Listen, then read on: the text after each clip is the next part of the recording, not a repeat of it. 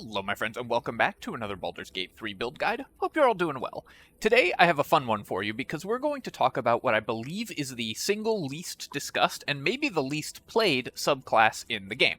The reason for this is that it's on a monk, which is not one of the main companion classes, and is not one of the most popular main characters, and it's by far the least popular of the three monk subclasses. I'm of course talking about the Way of the Four Elements monk. The reason that it's unpopular, I think, is that it brings slightly less raw power to the table than the other two monk subclasses, but it does have some cool tricks, and it's thematically so cool that I really wanted to do a build for it and show people how they can use the Way of the Four Elements monk to light your fists on fire and punch the crap out of things. You end up with one of the coolest visuals in the game, as well as just having all of the power level of a monk, which is one of the best classes in the game, so you can manage very well, even with the slightly weaker subclass. You also get the satisfaction of knowing that you're using a class that nobody else is using, so, you're just not like the other kids. Alright, before I jump in, I do have to quickly say thank you so much to Tomasz Pongratz, which I hope I pronounced close to correctly, Elnrick, Reed Haney, and Brandon Meyer for becoming channel members. Thank you so much. We now have enough channel members that if you go to my channel profile, you'll see a little panel saying thank you there, which is kind of cool. Great milestone. As well as to The Donk for the €5, and Cosmo Ron for the extremely generous $50 donation. Thank you so much, my friends. It really means a lot. I really do appreciate it. Alright, let's jump in and talk about our Way of the Four Elements monk. So, I'm using Lae'zel as the example character because I think it's thematic, but of course, if you are playing this for a main character, I think the best race to pick is going to be Dwergar for the Enlarge and Invisibility. That is probably the best for monks by far, although Wood Elf is also very synergistic with monks because it combos well with monks' bonus movement speed. The more movement speed you stack on top of additional movement speed, the better it gets, because each additional point of movement speed lets you play even further back and further away from enemies and still reach them in one turn. Monks really want to play that hit and run, float like a butterfly, sting like a bee playstyle, where they start their turn and end their turn very far away from enemies, preventing them from retaliating, but still get all their strikes in. For our ability selection, we are going to have to make a pretty tough decision here. As with all monks, the Way of the Four Elements monk benefits extremely strongly from strength elixirs, or the Gloves of Dexterity. Because monks are so multi-attribute dependent, meaning they require high stats in 4 of the 6 attributes, and they typically want 2 of these to be very high at minimum. Monks are one of the classes with the highest stat requirement in the game. I think only paladins require more stats than monks do, wanting 5 of the 6 attributes. For that reason, and because Way of the Four Elements monk really wants high wisdom, I'm going to be assuming that we're using strength elixirs for this build, but it's not mandatory, and I will show you a stat spread for both with elixirs and without elixirs, so if you want to not use elixirs, then you can definitely use the non-elixir stat spread. If you're not familiar with the strength elixirs in the game, I'll show them to you in a moment and talk about how we get them, but basically you can raise your strength for free using an item.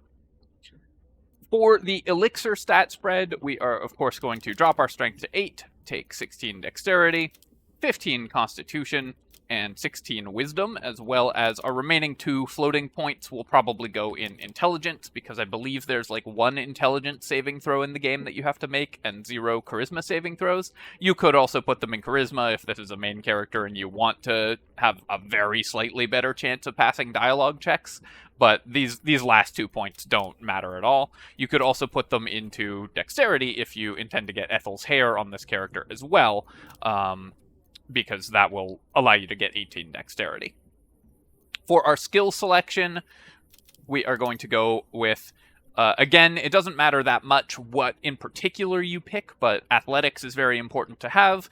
even though it shows us +1 right now, when we drink a strength elixir, you're going to see very high athletics skills, and athletics is extremely important for all melee characters, allowing you to reposition enemies, something that this character in particular excels at. And I think that the Way of the Four Elements monk combos best with characters that make field effects, like Wall of Fire from a sorcerer or a wizard ally, for example, that you can move enemies into and out of.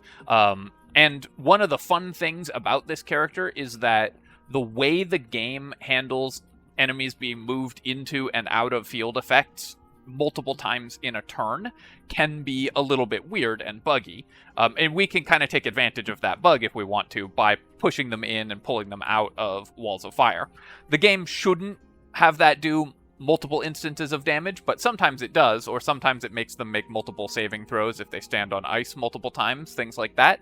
And because this character gets access to both pushes and pulls, we can repeatedly push enemies into and out of hazardous environments, causing them to trigger multiple times in a turn. If you don't want to use strength elixirs, then for your stat spread, you are of course going to need to raise strength. So we get a slightly more awkward stat spread, but get to drop out a bunch of points from other things and take 17 strength,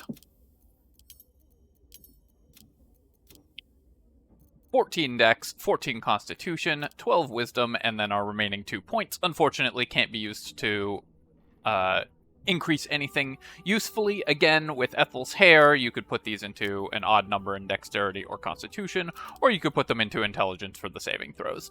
As you can see, this is a much weaker stat spread, and given that we're already intentionally reducing our power level with this subclass, I recommend just going with the strength elixirs for this build, but I do of course want to include a version of the build that doesn't use them, because many people don't like to use them. Finally, I should also mention, just while we're on the topic of stat spreads, that you could do a non-Tavern Brawler version of this build, just with Dex and Wisdom, but Tavern Brawler is just so good for monks, I wouldn't recommend giving that up at all. So we're going to use the Strength Elixir build and get right on into leveling up this character.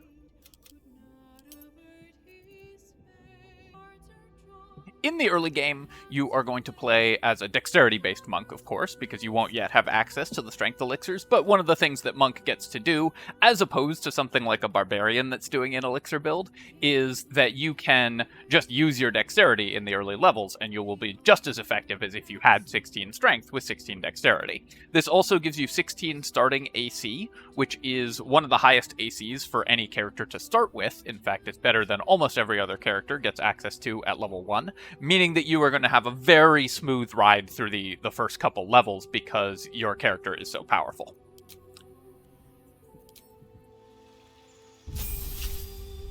As we level up, we get access to a bunch of the cool other stuff that monks get, such as bonus action, patient defense, and bonus action dash and disengage. Bonus action disengage, although it does cost you a key point, is very useful to this build and to all monk builds, because like I said, you want to play as a sort of hit and run character. You're a melee glass cannon, so being able to enter and leave combat easily without provoking attacks of opportunity is very powerful. That being said, you will usually be targeting non-melee enemies, or you'll be stunning your enemies, so you'll be able to leave combat without using Step of the Wind, but don't forget that you have it. It's very important to remember that you have both of these options. You also get additional movement speed, which helps with that feature as well, and you get extra key points at every monk level, which is very important. As we level up to level 3, of course we get to pick our subclass, and we're going to select the Way of the Four Elements. Let me talk a little bit about what this subclass actually gives you and how it works. So first off, you get Harmony of Fire and Water, a once per day usable action when out of combat that restores half of your key points. This gives you quite a bit more longevity than other monk characters have. It's not a massive boost, but it is nice, and what this basically means is more stunning strikes per day, as well as uses of your class abilities, which cost key points. That being said, something that I should point out about Way of the Four Elements monk is that, like other monks, you're mostly going to be spending key points on Stunning Strike and Flurry of Blows, because that's what your character is most powerful for doing, knocking single enemies out of the fight, and just doing tons and tons of damage. Harmony of Fire and Water makes you better at that because you can do it more often than other characters and longer during a day. You're less long rest dependent than other monks, which are already not very long rest dependent, so this is one of the characters that can keep going for longest during an adventuring day. I think that's kind of cool. Secondly, you get all of these moves. Many of these that you can select 3 of at this level, and we'll get access to a few more later on. Many of these are exact duplicates of spells, but cost key points to cast. For example, Blade of Rime is exactly the same as Ice Knife. It just costs you 2 key points instead of a spell slot. A lot of these are level 1 spells, and the save DC for these spells is based off your wisdom. It's important to keep that in mind. And also can be increased with items. So that's another thing that is worth keeping in mind when you're playing Way of the Four Elements monk. So you can boost the save DCs of these spells up significantly. That being said, if they were just copies of level 1 spells from other classes, we wouldn't be that interested. But there's a couple unique effects that this class gets that nobody else has access to. One of these is Fangs of the Fire Snake, which lets you make a melee attack at range, and then additional attacks for a full turn deal an extra d4 of fire damage. That's pretty big for monks who are often making many attacks in a turn when using multiple flurries of blows and so on. Adding an extra d4 of fire damage to all your attacks is for a round is very powerful. And the ability to make ranged attacks, melee attacks at range is also very powerful for a wide variety of reasons. And these do count as melee attacks for basically everything that cares about whether they're melee or ranged attacks. So anything in the game that boosts melee attacks works with Fangs of the Fire Snake, which is, I think, pretty cool and very synergistic. It also allows you to boost up your later flurries of blows, and these actions, they all say action. The ones that are attacks just take your attack action. So Fangs of the Fire Snake just takes your attack action, meaning that if you have extra attack, as we will get at monk level 5, you can do 2 Fangs of the Fire Snake, or a Fangs, plus a normal attack, plus a flurry of blows with your bonus action in one round, getting lots of uses out of this extra damage. For that reason, we're going to select this one. This is the best of these unique monk spells, and the one you're going to be using most often. The other ones that are unique to the Four Elements monk are Fist of Unbroken Air, which pushes a target back and knocks it prone. It does 3d10 damage. This isn't an attack, but does just do pretty good damage for this level and knock an enemy prone. And Water Whip, which does 3d10 damage and either pulls the target 20 feet towards you or knocks it prone. You get to choose in place. Another one that is unique to you is Shaping of the Ice, which creates an ice cube. This has 25 hit points and is just a cube that sits in the way, and that actually has a ton of utility for blocking doorways, getting up onto high areas, and so on. It only costs 1 key point, and being able to control the battlefield by blocking enemies' movement with an ice cube is actually pretty powerful and something that this class does get that no other class gets access to easily. Of course, you could do it with a crate or a barrel, but then you have to lug that around, and it's also less...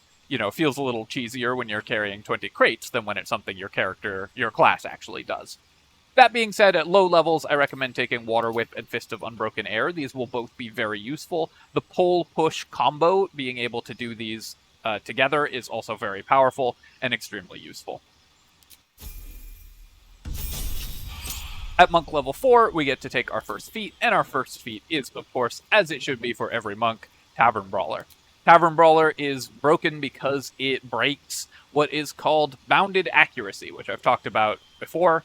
Essentially, bounded accuracy is the rule in D&D class design that hit bonuses shouldn't get too high.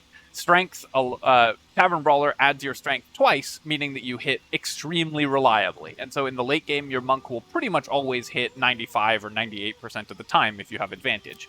That is obviously incredibly powerful, as well as doubling the damage that your attacks do, which when combined with Fist of the Fire Snake on a flurry of blows means that your average damage output in a turn goes up to the stratosphere. You end up doing hundreds of damage per turn when you are making multiple flurries of blows with Tavern Brawler.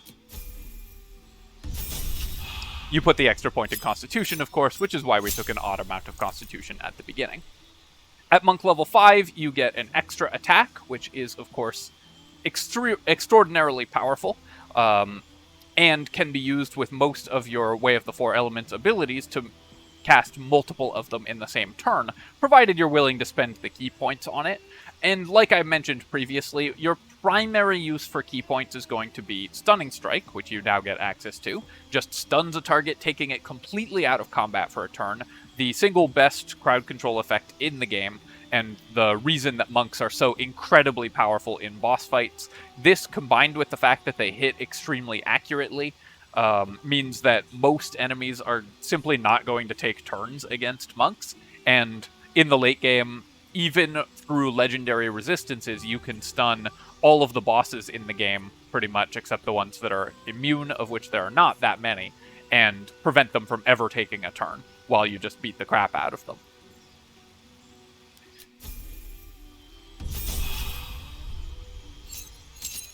At our next level, we can take Monk level 6 to get Key Empowered Strike, improved unarmed movement, and an additional spell cast from Disciple of the Elements.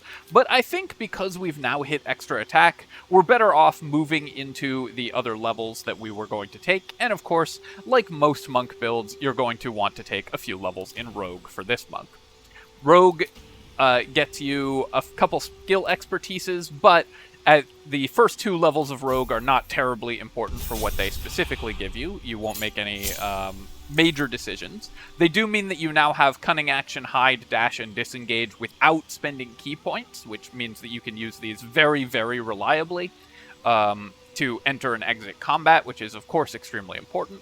But more importantly, at Rogue level 3, or character level 8, we can take the Thief Rogue subclass, getting a second bonus action. The second bonus action can be used for a second Flurry of Blows. So when a monk makes their 2 main hand attacks plus 4 attacks from Flurry of Blows, all of which are getting the bonus damage from Fangs of the Fire Snake, some of which are made at range because of Fangs of the Fire Snake, you are doing 6 attacks in a round, all of which add 10 to their damage because of your Strength modifier and Strength Tavern Brawler combined with Strength Elixirs, meaning that you are doing a minimum of 60 damage in a round, plus all of the dice that you're doing. You're going to average something like 120 damage in a round, starting at level 8, once you get access to your second bonus action, if you spend 2 key points on Flurry of Blows, which is not a significant expenditure. You can do this pretty regularly throughout the game, especially because as a 4 Elements monk, you have more key points than other monks do. The damage output at this point just becomes ridiculous. I will recommend going to Rogue level 4 to get access to another feat, although there is an alternative that we could do. So while I would...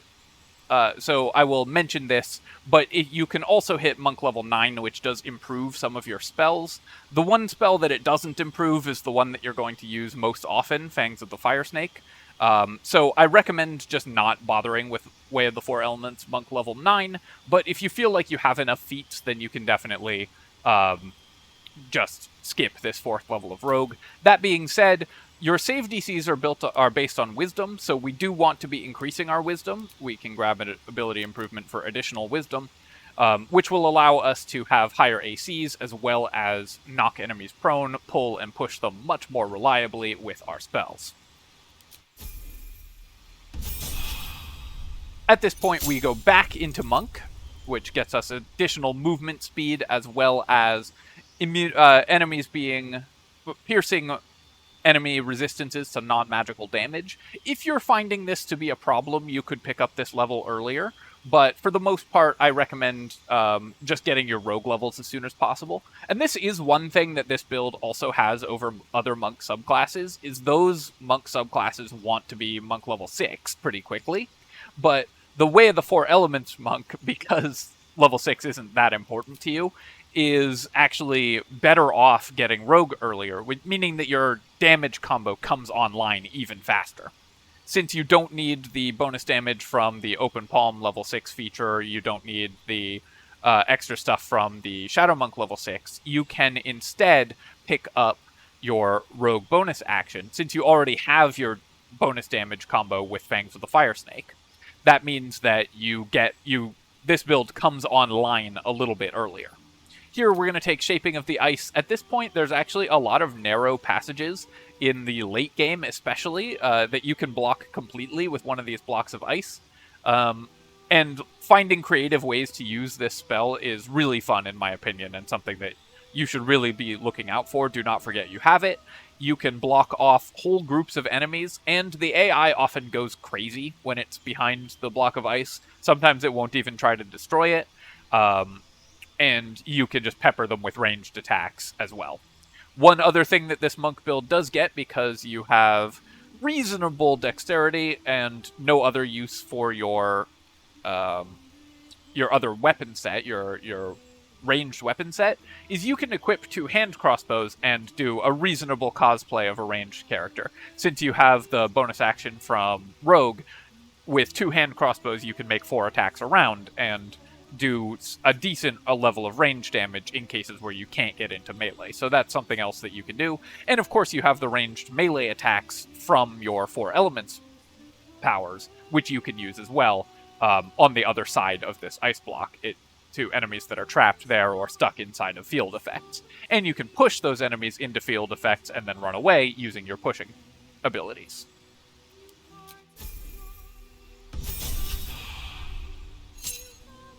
At monk level 7, you get access to Evasion and Stillness of Mind.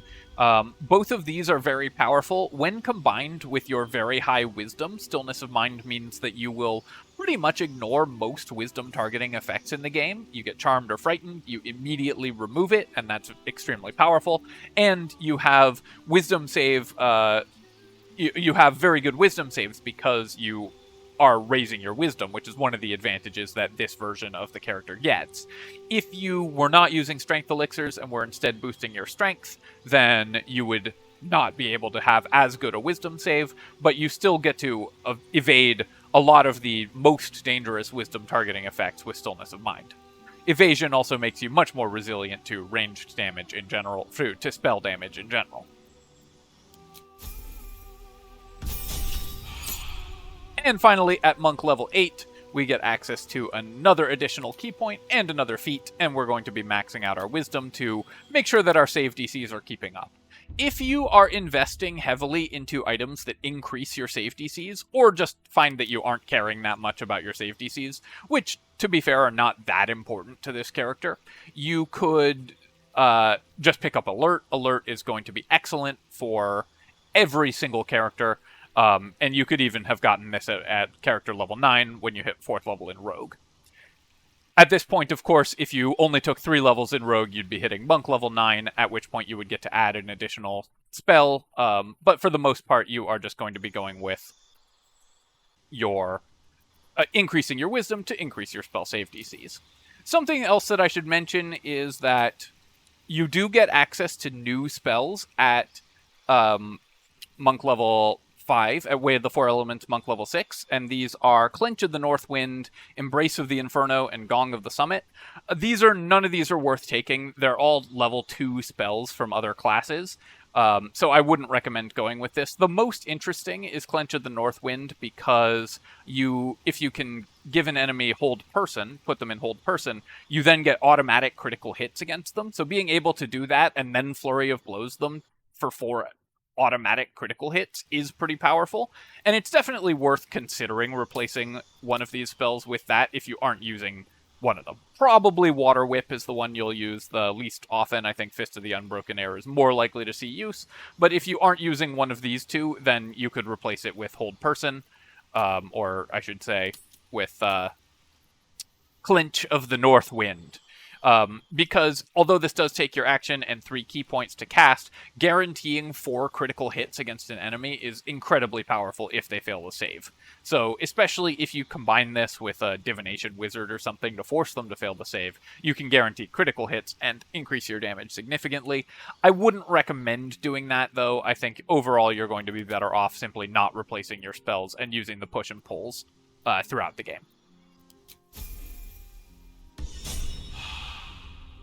For itemization here, there's two things that are really worth mentioning. A couple items that are particularly key. Of course, we need these Elixirs of Hill Giant Strength. If you're not familiar with how to get these, then there is a vendor in the Druid Grove who restocks them every long rest. You're going to want to buy a bunch of them in Act 1, and they'll restock 3 of them every time you long rest, or spend 100 gold to respec any character. And then you can just stockpile a bunch of these, enough to last you throughout the game, and then you drink one every long rest to set your strength to 21. This makes your Tavern Brawler damage plus 10 and your to-hit bonus plus 10, and is incredibly powerful. You can also, of course, go instead with the Gloves of Dexterity. If you aren't using the Strength Elixirs, then you could drop your Dexterity down and put those extra points into Wisdom and take the Gloves of Dexterity. If you are using Strength Elixirs, the best gloves are just any that have additional damage on them. Like these Gloves of Cinder and Sizzle give your unarmed attacks additional damage. And one thing that's kind of interesting about this character is because we are building lots of wisdom, spells that you cast from items and scrolls will actually have good save DCs. That's usually not true for martial characters, but for the 4 Elements Monk, who's building for high save DCs and high wisdom, you will have excellent save DCs off of scrolls. So this is one of the characters that's best at using scrolls in the game. So if you have extra scrolls, put them on your 4 Elements Monk. They can use the scroll, and then they can still make 4 attacks because all the main power of their attacks comes from bonus actions. You also benefit from items that increase your spell save DCs, like the Robe of the Weave.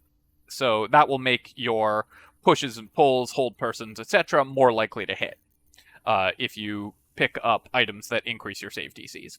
Also notice that we have 19 AC, which is not at all bad for this level. Just in normal clothes. Actually, where's that extra AC coming from? We've got one extra point from somewhere. I'm not sure where that's from. We should have 18 AC. But 18 AC isn't horrible for a character that's not wearing armor, and you can increase that with Bracers of Defense or any item that increases your save DC. Or your AC.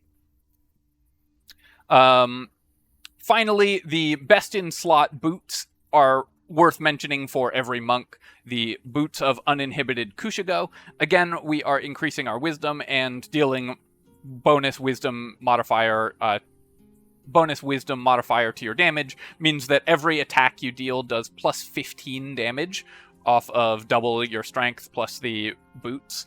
Even more so when you start using Cloud Giant Elixirs and other ways to increase your strength and wisdom in the late game. You're going to be doing plus 20 damage on every attack, roughly, with 6 attacks per round minimum, more if you get haste or bloodlust from an ally. Then you are going to be dealing in excess of 200 damage on your Nova turns, which is incredibly powerful with the Boots of Uninhibited Kushigo. Finally, let me just take a quick look at a combat turn here. So we are going to, just for fun, because people have requested that I hit a real enemy, we are going to be beating up this Oathbreaker Knight. So let's just do that. This will aggro the whole camp, so we're going to have to hope that Lae'zel can take on the entire group. But just to show you an endgame setup, I'm also going to drink this Elixir of Cloud Giant Strength, which is what you'll want to be switching to in the late game. With 27 strength, that means that you are adding plus 7 to, or excuse me, plus 8 to all of your attacks and damage, but doubled for Tavern Brawler, meaning you're adding plus 16 from strength alone, and then an additional plus 5 from wisdom. I'm also just going to take a speed potion here just for to show off the character to its best advantage, and then we'll fight the Oathbreaker Knight. So we'll enter turn-based mode and then beat the crap out of the Oathbreaker. Most combats you're going to want against important enemies, you're just going to want to start with Stunning Strike, especially because if you start in outside of combat, if you aren't already in combat, and use Fangs of the Fire Snake, and then roll into initiative, the Fangs buff will end at the beginning of your turn, so you won't get to keep it for your first turn of combat if you use this to start outside of combat, but Stunning Strike will still work for the enemy's first turn of combat. Notice that we have a 95% chance to hit one of the toughest enemies in the game, and a couple chances to stun him. So we got him stunned here. See if we can just pass through everyone's turns real quick. Notice the Oathbreaker Knight is stunned, so we lost initiative with him, but that's okay. Didn't really make a difference here. Or we lost initiative to him, but because we stunned him before the fight started. Oh, Shadowheart casting Sanctuary on Scratch. Good use of a spell, Shadowheart. That makes perfect sense to me. And then we will counter that. The trials of doing a fight in... Ooh, a second Sanctuary on Will. Trials of doing a fight in the camp. So the Oathbreaker Knight has become unstunned. We probably want to try stunning him again. Well, let's just maximize our damage first. So we're going to go with Fangs of the Fire Snake, which should increase our damage. We get Hellish Rebuked, and then we are going to hit him for a Stunning Strike, dealing some additional damage. And then we have our Flurry of Blows attacks. Notice we only got one extra action because I've got this set on the Honor Mode rule set, so we only got our one extra attack. But we're doing our Flurry of Blows bonus action attacks for 48 to 70 damage with a 99 and a bit chance to hit. This is a 1 in 400 chance of missing. And he takes a bunch of damage, and we get to do it one more time. And we actually rolled pretty badly on the damage there, I think. Yeah, we did, but that's all right. Even with a pretty poor damage roll, we still got this guy for over 250 damage in a round, stunned for the next round, so unable to act, and fully just completely out of the fight in a single round, thanks to the power of the 4 Elements Monk. Alright, my friends, I hope that you've enjoyed this video, and as always, of course, if you have, please feel free to leave a comment, like the video, and you can subscribe to my channel for more of this and other strategy game videos. Cheers, folks. I'll catch you next time.